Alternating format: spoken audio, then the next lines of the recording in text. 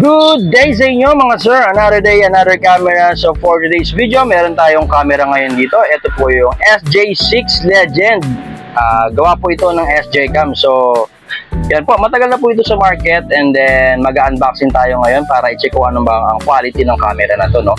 So marami na rin tayo nagawang video using this camera. So ang spec po ng camera to is 4K by 24 FPS. So meron na rin po itong stabilizer, and then dual screen na rin po ito sa mga naghahanap po dyan ng merong indication or indicator sa harapan para kung ano po yung ginagawa nyo. Pwede nyo pong matry ang mismong camera na to. So yan, siguro i-attach ko dito yung ibang review ng mga vloggers natin, no?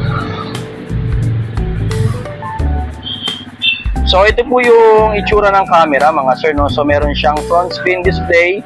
Yan, so that's try, buksan natin.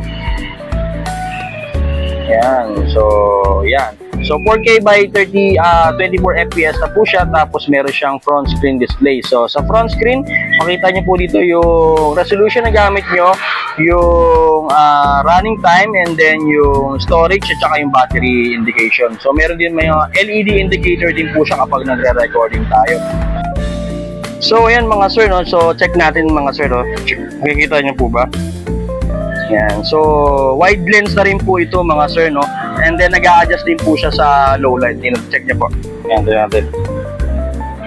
Yan. So nag-a-adjust na rin po ito mga sir, no? Mga sir, no? So sa harapan naman po meron po siyang iba pang mga settings dito. So check natin. So meron po siyang video, video lapse, slow recording, steady photo po yan, photo lapse, burst mode, and then meron din siyang video in photo, car mode, tsaka vertical video. So pwede po tayo mag-vlog na naka-vertical po siya, katulad po na ito. Yan mga sir, no? So dito naman po, ito yung playback natin. So wala tayong memory kaya hindi natin siya matatry. So ito naman po yung mute, and then sa taas naman, slide natin. Sa taas naman, makikita nyo po dito yung Wi-Fi.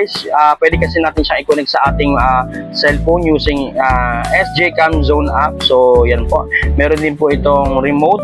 Meron available din po sa atin yung remote. Ito yung remote watch po niya, and then meron siyang settings dito ng FPV para naman po makonect natin siya sa mga FPV drones po natin mga sir, no? So ito po is available din po yung mga external mic natin para sa kanya kasi ready for motovlogging na rin po ito mga sir. Ang maximum memory po niya, storage po niya is 128 gig. Available din po yan sa atin mga sir, no? So combo cable, memory, yung mismong motovlogging mic natin, available po yan dito sa Action Cam at iba pa mga sir, no? Dito lang po yan sa Barangay Holy Spirit, Quezon City.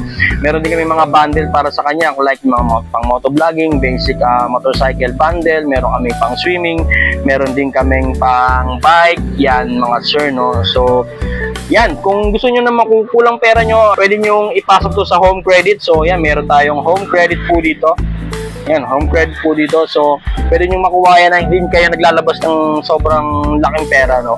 Pwede nyo makuha yan. Dito lang po yan sa Action Cam at iba pa sa mga malalayo. Meron tayong online platform na pwede kayong umorder doon.